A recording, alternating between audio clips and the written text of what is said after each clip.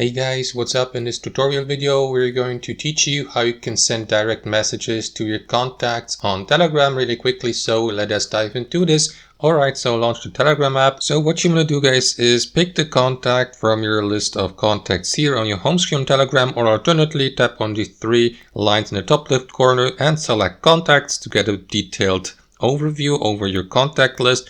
So below you will see a list of your contacts sorted by name. So pick the contact you would like to send a direct message, tap on it, and after that simply type in the message here at the bottom. For instance, hey bro, what's up? Type it and send it by tapping on that button here, and the message will be then sent to the contact directly and instantaneously. And that's basically it. Once the contact has not only opened but also seen the given message, you will see a double check mark icon in the bottom right corner of the sent message as a confirmation. And that's it, guys. Hope you enjoyed the video. Thanks for watching and have a wonderful day.